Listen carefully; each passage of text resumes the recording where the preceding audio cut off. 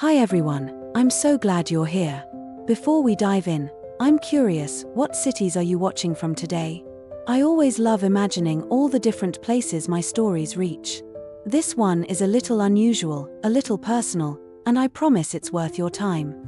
It's about an unexpected moment, a connection that surprised me in ways I didn't expect. It started on a late summer afternoon when I found myself alone at home, the kind of quiet that makes you notice every creak of the floorboards and the distant hum of traffic outside. My friend's son, Jason, had been visiting with my friend at a nearby event, and somehow, plans shifted, and he ended up needing a place to stay for a few hours. He wasn't supposed to be alone with me, I knew that, but circumstances had a way of bending the rules. I remember seeing him at the door, slightly awkward, holding his backpack like it was a shield. He was tall, taller than I expected, with the kind of hesitant energy that makes you want to put someone at ease immediately. "Hey, Mrs. Reynolds," he said, his voice carrying a mix of nervousness and trust. "My mom said I could, stay here for a little while. Just until she gets back." I felt a pang of responsibility, of course. He was just a boy in many ways, but also at that strange cusp between adolescence and adulthood where everything seems heavier, more complicated.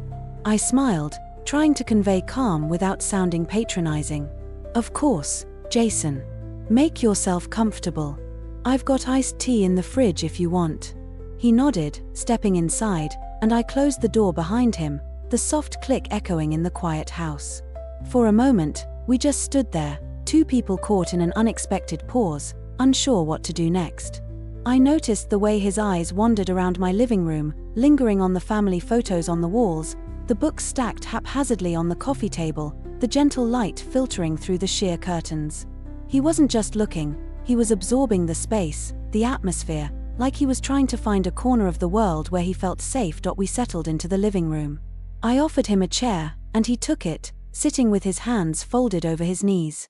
There was a tension there, a quiet nervous energy that made me realize he wasn't just physically out of place, he was emotionally exposed. "It's kind of weird being here without anyone else," he admitted after a moment, his voice low. I nodded, understanding more than he probably expected. "It is. But sometimes, weird isn't so bad.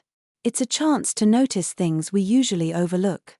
I meant the words, even if they sounded a little like advice from a self-help book. He smiled faintly, that half smile of someone trying to mask vulnerability but failing in the most human way.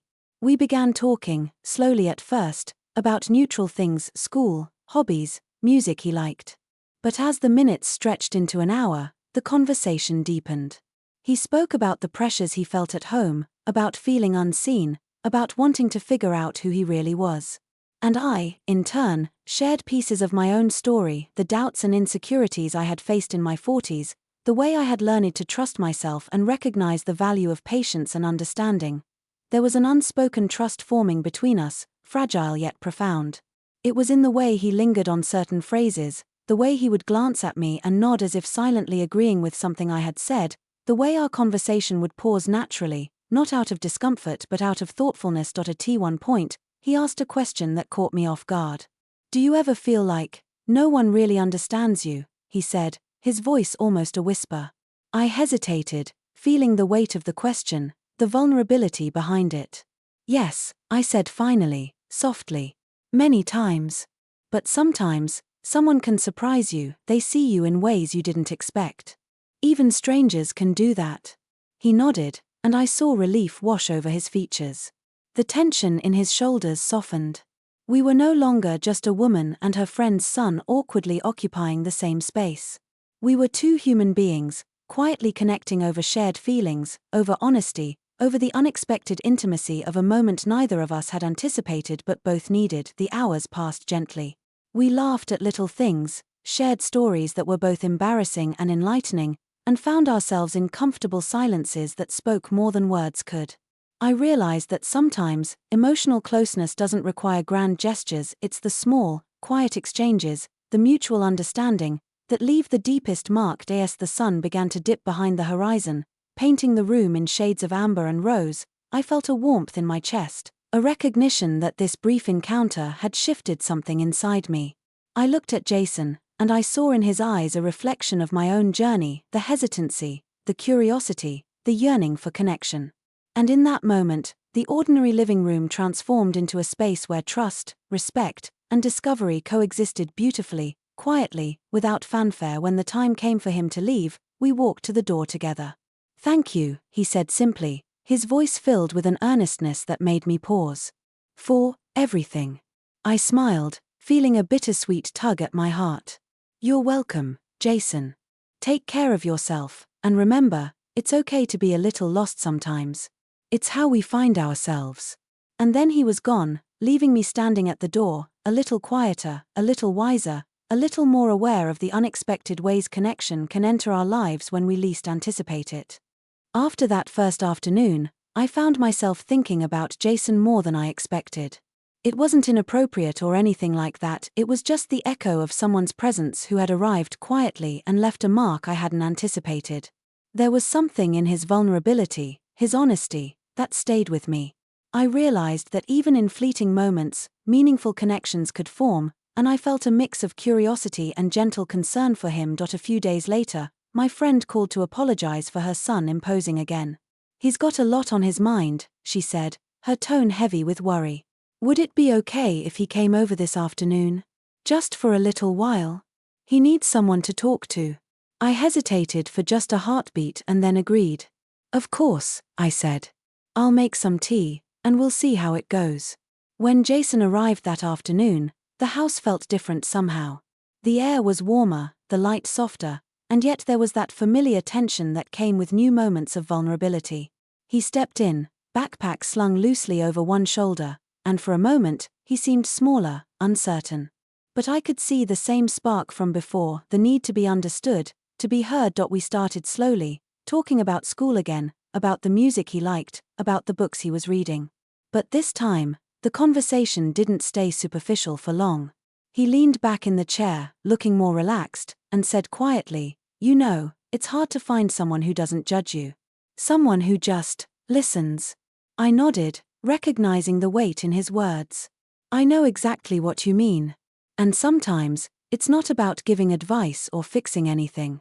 It's just about being there, listening, and letting someone know they're not alone." There was a pause, a moment of shared silence that carried more meaning than words could. I noticed the way his fingers fidgeted with the strap of his backpack, how his gaze shifted to the window, catching the light falling in gentle streams across the carpet. I wanted him to feel safe, to know that he could let down his guard entirely in this space. He began opening up in a way that surprised even him, talking about his fears of disappointing his parents, his worries about growing up too fast, and his uncertainty about who he wanted to become. I listened, really listened, offering only encouragement, gentle guidance, and the occasional story from my own life when it felt right. He didn't need me to solve his problems, he needed someone to validate them, to reflect them back with compassion. At one point, he looked at me with a mixture of awe and relief. "It's weird. I feel like I can tell you things I wouldn't tell anyone else," he said softly. "You can," I replied, my voice steady, warm. "And it's okay to share, to be seen. Sometimes that's the bravest thing we can do, let ourselves be seen by someone we trust." The hours stretched on, and I felt a profound sense of intimacy forming, not physical, not romantic, but deeply emotional. There was trust, mutual respect, and a kind of quiet understanding that can only exist when two people allow themselves to be honest without fear. I realized I was learning about myself as much as he was learning about himself. We made tea together in the small kitchen, the steam rising in lazy spirals, filling the room with warmth and the comforting smell of chamomile. He laughed softly when I accidentally spilled a little, and the sound was light and genuine, a sound I realized I wanted to hear more often. It wasn't just the laughter itself, it was the relief behind it, the way he let go of a tiny piece of tension without feeling ashamed. As the afternoon sunlight faded, we moved to the living room again, sitting on opposite ends of the sofa. The conversation drifted to dreams, what we wanted, what we feared, and what we had learned from the people around us. He asked questions that were thoughtful, surprising, and sometimes difficult, and I answered as honestly as I could. In one of those quiet moments, I realized how much I cherished the depth of this connection. It wasn't fleeting small talk, it was the kind of dialogue that can change the way we see ourselves, that allows us to discover strength, resilience, and clarity in unexpected places. When it was finally time for him to leave, The sky outside was tinged with the soft purples and pinks of evening. I walked him to the door, and we shared a look that held gratitude, understanding, and a quiet acknowledgement of the bond we had formed. "Thank you, Mrs. Reynolds," he said, his voice steady this time, yet carrying a weight that made my chest tighten. "You're welcome, Jason," I replied, feeling the same tightness, but in a comforting, almost protective way. "Remember, it's okay to lean on someone sometimes. We all need that." As I closed the door behind him, I felt a sense of reflection settle over me. This wasn't just about being a safe place for him, it was about discovering that even in later life, connections can surprise you, can teach you, and can remind you of the importance of empathy and trust. I poured myself another cup of tea, sat by the window, and watched the first stars appear in the dusky sky. There was a quiet joy in knowing that life, even in small, unexpected ways, could still offer profound experiences, moments that leave a lasting impression on the heart. And I knew, somehow, that this was only the beginning. A few weeks had passed since that second visit, and by now, Jason had begun to visit more often. It was never planned, it just happened naturally. Each time he came, I noticed subtle changes, not in him, exactly, but in the way we interacted, the way our connection quietly deepened. He seemed more at ease, and I found myself anticipating his visits in a way that surprised me. There was comfort in our conversations, in the shared silences, in the gentle rhythm of someone who trusted you completely and someone you trusted back. One rainy afternoon, he arrived, dripping slightly from the unexpected downpour, his hair sticking to his forehead. "Sorry," he said, shrugging off his wet jacket. "I didn't think it would pour like this." I smiled, gesturing toward the living room. "It's okay. Come in. Let's get you warm and dry." I handed him a towel, noticing the way he hesitated just long enough to let me catch the small details, the way his fingers lingered on the edge, the subtle anxiety he hadn't bothered to hide before. We settled by the fireplace, the flames crackling and casting a warm glow around the room.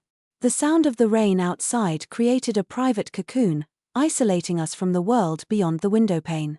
There was an intimacy in that atmosphere, one that didn't need words to exist, it simply enveloped us. We started talking as usual, but this time, the conversation turned toward the kind of things he rarely shared with anyone: doubts, fears, regrets.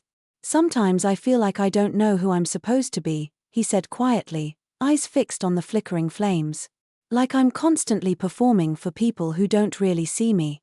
I nodded, understanding more than I could express in that moment. "I know that feeling. It's exhausting, isn't it? Trying to meet expectations that aren't yours. It takes courage to step back and just be yourself." He looked up at me, the vulnerability in his gaze striking in its honesty. "I don't know how to do that," he admitted. "You already are," I said softly, reaching for his hand. There was a pause, just a breath, as he glanced down at our joined hands. "And sometimes, the first step is simply being seen by someone who cares, someone who won't judge. It can change everything." He exhaled, a long, almost reluctant sigh that seemed to release some weight he had been carrying. There was a quiet gratitude in his eyes, and I realized that in these moments, we were sharing something profoundly human: the mutual recognition of struggle and the comfort of shared understanding. The rain continued outside, steady and insistent, but inside, there was a warmth that had little to do with the fire. We spoke of past mistakes, of regrets, of moments when life seemed heavier than we could bear. And yet, through the honesty, there was healing. We laughed softly at memories that were bittersweet, and I found myself admiring the resilience he carried, the way he confronted his vulnerabilities without shame. At one point, he shifted closer, not in a way that startled or alarmed me, but in a natural search for comfort, for connection. It was subtle, human, and entirely consensual. I put a hand on his shoulder, a gesture of reassurance and presence. "It's okay to feel uncertain," I said gently. "It's part of being alive, part of growing." He nodded, leaning his head slightly against my arm. There was no rush, no expectation, just two people sharing space, trust, and emotional honesty. I felt a swell of protectiveness, of admiration, of deep human empathy that was not complicated by age or circumstance but enriched by experience. Hours passed like this, unhurried and serene. The rain softened, leaving behind a gentle drizzle, and the light through the window shifted to a delicate silver. We talked less now, allowing silence to carry us, letting the weight of shared understanding fill the room. When he finally left, stepping out into the damp evening, I felt a mix of melancholy and gratitude. "Thank you," he said, his voice quiet but steady. "For letting me be here. For letting me be me." "You're always welcome," I replied, feeling the depth of what we had shared. "And never forget, being yourself is enough. Always." As I closed the door, the quiet of the house enveloped me, but it felt different this time, full, alive, meaningful. I poured myself a cup of tea and sat by the window, watching the last drops of rain slide down the glass. I reflected on how unexpected connections could illuminate parts of ourselves we had long forgotten. In Jason, I had seen courage, curiosity, and honesty. In myself, I had discovered patience, empathy, and the enduring power of human connection. That night, I slept with a sense of quiet fulfillment. The house was still, the world outside moving in its usual chaos, but inside, I carried a serenity that had grown from the simple act of opening my home, my heart, and my time to someone in need. And I knew, with a gentle certainty, that life had a way of giving us moments like this, unexpected, profound, and entirely transformative. It had been several months since Jason had first started visiting, and by now, his presence felt like a quiet thread woven into the rhythm of my life. Our interactions had settled into a comfortable, trusting pattern, a space where honesty was welcomed, vulnerability accepted, and growth nurtured. I realized that what had begun as a simple act of kindness, offering him a place to stay for a few hours, had blossomed into something far more profound, a genuine emotional connection that transformed us both. One late afternoon, as the golden sunlight streamed through the living room windows, he arrived carrying a small notebook. He sat down beside me on the sofa, the casual ease of his posture speaking volumes about how comfortable he had become in this space. "I've been thinking," he began, his tone hesitant but earnest, "about everything we've talked about these past months." I nodded, smiling softly. "And what have you discovered?" He opened the notebook and flipped through the pages, revealing sketches, notes, and fragments of thoughts, pieces of himself that he had felt safe enough to capture and share with me. "I realized I've been trying too hard to be what everyone expects me to be," he said quietly. "But I've also realized I don't have to do that. I can just be me." There was a pause as I absorbed his words, feeling the depth of what he had come to understand. "That's a remarkable insight, Jason," I said, my voice steady but filled with warmth. "And it's one that takes courage, the courage to embrace yourself, flaws and all." He looked at me, and I saw a glimmer of pride, of relief, of self-acceptance. It struck me then how transformative trust and emotional intimacy could be when cultivated with patience, empathy, and respect. In helping him navigate his fears and uncertainties, I had discovered parts of myself I hadn't acknowledged in years, my own resilience, my capacity for empathy, and the quiet joy of guiding someone toward self-discovery without imposing my own path. We spent the next few hours talking, reminiscing about the early days when our conversations were hesitant and tentative. We laughed at the awkward pauses, the small missteps, the tentative questions that now seemed so significant in retrospect. And in that laughter, in those shared moments, there was a profound sense of accomplishment, not in the sense of achieving a goal, but in the quiet satisfaction of witnessing growth, both in him and in myself. As evening approached, the room bathed in the soft amber glow of the setting sun, Jason stood to leave. I walked him to the door, the familiar ritual now imbued with a sense of completion, of shared history. "Thank you," he said, his voice steady and sincere. "For everything, for listening, for understanding, for just being here." "You don't need to thank me," I replied, feeling the warmth of the connection lingering between us. "It's been a gift for me as well, to see you grow, to share this journey. Remember, the strength you've found isn't just yours alone, it's part of who you are, and it will guide you in ways you can't yet imagine." He smiled, that quiet, reflective smile that had become familiar over the months, and stepped out into the cool evening air.